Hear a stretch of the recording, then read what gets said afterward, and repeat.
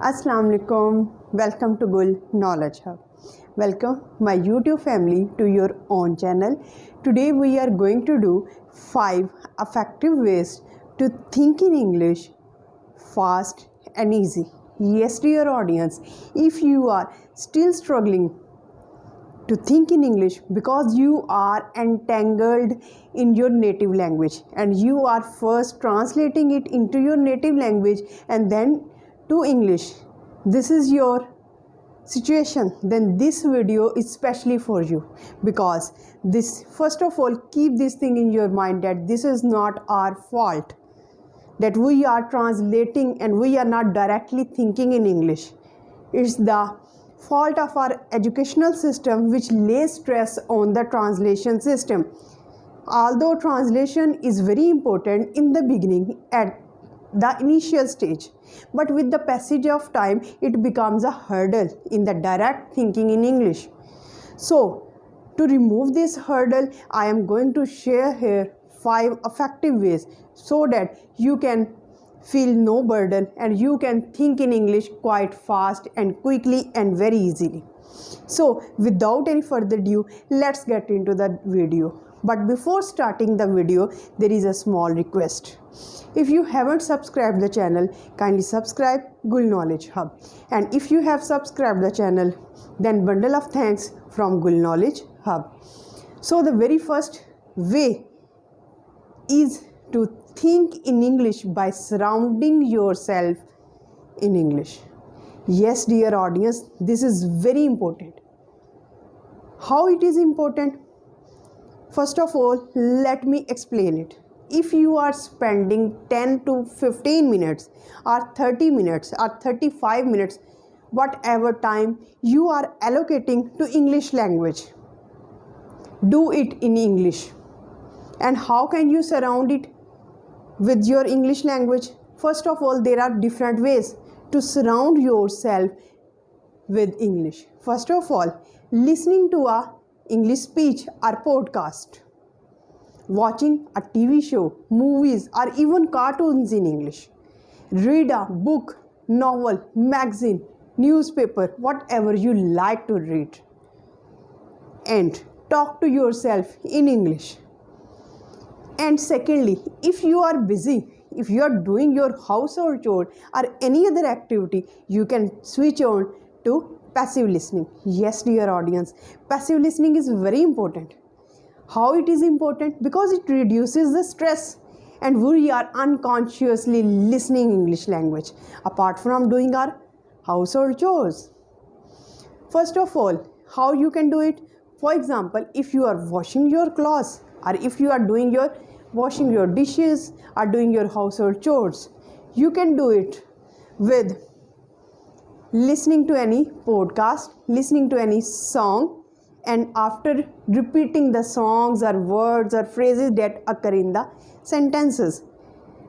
This will help you to boost up your confidence. After all, learning English language should be a fun. It should be an enjoyable activity. It should not be like the study, because the rules of passing and fail ratio make us depressed, worried one. So we should make it a fun. So if you build it, then you can surround yourself with English. Number 2 process is very important, and it is think in English by talking yourself in English. And how can you do it? First of all, when you wake up, welcome the day, that it's a very beautiful day. Look out your window and see how is it the weather. Either the weather is cold, either it is hot, windy, cloudy, or it is raining outside. What's the weather? Then talk about to yourself, how are you feeling in this weather? And what is the season of the year? And how do you think about the season? If it is spring, summer, winter, or rainy season, what kind of season is going on? Afterwards, you can go to your college or job, and after returning from the job or the college, you can ask from yourself, how was your day? How did you spend your day? It was a very beautiful day. Were you busy or not? So in this way you can talk to yourself. The next thing is that start small and build up. This is very important. At the initial stage, don't start the big things. Start with simple things, the things which you know very well. For example, if you look at this object, it is a picture of Old Man and the Sea, the most favorite novel of me. What do you see? Just see, we see an old man. Follow this order first. First of all, find out the words which you see. Then you have to switch on to collocations. And number 3 is phrases. First of all, as we regard words, we see an old man and a skeleton of the fish, sea, vast sea, and sky. And if we jump towards collocations, collocations mean when 2 or more words come together, these are called collocations. For example, man. How the man? Old man. Blue sky. Vast sea. A huge skeleton. And what about the phrases? Phrases means group of words. The old man is catching a big skeleton of the fish. The sea seems to be vast and wide. And in this way, you can build up your confidence level. And number 4, and very important, is that don't be shy of your mistakes. Remember, dear audience, mistakes are the part of life.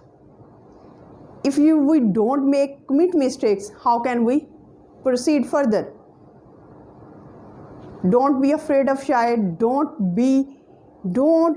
take mistakes seriously. Take your mistakes as your teacher, because mistakes are the building stone upon which the building of your success is built. This is a very important point. And now we are moving towards the 5th and the most important point. And how it is important? You have to search, read, and memorize important phrases. For example, I am interested, I love, I hate, or I dislike. I am a die-hard fan of. It means I so much like him or her or any object. I am depressed, I am gloomy, I am happy, I am unhappy. These are some of the phrases. You have to learn these key phrases and utilize these phrases in your daily conversation so that your conversation should be effective and more knowledgeable. So by using these 5 ways, you can think in English, and thinking in English would not be a difficult thing for you. Till the next video, stay happy, stay blessed. Thank you so much. Have a nice day.